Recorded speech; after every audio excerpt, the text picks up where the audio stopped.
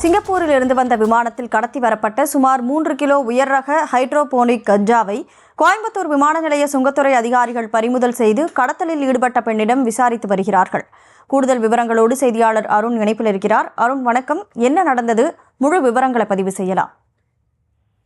கனிமொழி, வணக்கம். அதாவது கோவை விமான நிலையத்தை பொறுத்தவரை உள்நாட்டு விமானங்கள் மற்றும் வெளிநாட்டிற்கு செல்லக்கூடிய 2 விமானங்களானது இயக்கப்பட்டு வருகின்றது. இந்த நிலையில நேற்று நள்ளிரவு சிங்கப்பூரில் இருந்து கோவைக்கு வந்த ஸ்கூட் என்ற விமானத்துல பயணிகளை வழக்கம் போல சுங்க மற்றும் இலாக்கா அதிகாரிகள் தீவிர சோதனைக்கு உட்படுத்தி வந்தனர். அந்த சூழல்ல ஒரு பெண் மற்றும் கேரளாவை சேர்ந்த பெண் அவர் இந்த நடவடிக்கையில் சந்தேகத்திற்கிடமான வகையில் நடந்து வந்த சூழல்ல அவரை தனியாக அழைத்து அவரது உடைமைகளை அதிகாரிகள் சோதனை செய்தனர். அப்போது அவரது உடைமைகளில் அவர் கொண்டு வந்த பையில் ஒரு பையில் சுமார் 3 கிலோ மற்றும் 155 கிராம் எடையிலான ஹைட்ரோஜெனிக் என்ற ஒரு உயர் ரக கஞ்சா பொருளானது பதுக்கி கொண்டு வரப்பட்டது தெரிய வந்தது. இதையடுத்து அவரை தனியே அழைத்து சென்று விசாரித்த நிலையில அவர் பாங்காக்கில் இருந்து சிங்கப்பூர் வழியாக கோவைக்கு வந்ததும் கோவையில் இருந்து பேருந்து மூலமாக அவர் கேரளா செல்ல இருந்ததும் தெரிய வந்திருக்கிறது. இதைத் தொடர்ந்து அந்த கஞ்சாவை பறிமுதல் செய்த அதிகாரிகள் அந்த பெண்ணை கைது செய்திருக்கிறார்கள். தொடர்ந்து அவரிடம் விசாரணையானது நடத்தப்பட்டு வருகிறது.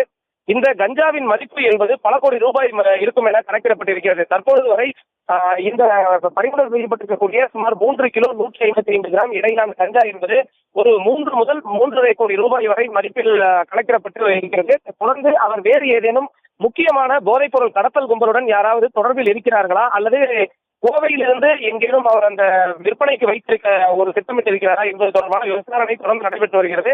இந்த சம்பவம் என்பது கோவையை பொறுத்த வரைக்கும் இந்த ஒரு பரபரப்பை ஏற்படுத்தியிருக்கிறது. இதற்கு காரணம் அண்மை காலமாக கடந்த சில வாரங்களுக்கு முன்பு இதே போன்ற ஒரு பொருளானது கடத்தி வரப்பட்டது. அந்த சுங்கத்துறை அதிகாரிகளால் பறிமுதல் செய்யப்பட்டது. இதே போன்று தற்பொழுது இந்த கடத்தல் சம்பவமான நடைபெற்றிருக்கிறது. பாதுகாப்பு என்பது கோவை விமான நிலையத்தை பொறுத்தவரை அதிக அளவில் இருந்தாலும் இதுபோன்ற கடத்தல் சம்பவங்கள் தொடர்ந்து வரக்கூடிய நிலையில இந்த சம்பவம் என்பது மிகப்பெரிய ஒரு பரபரப்பை ஏற்படுத்தியிருக்கிறது. கனிமொழி,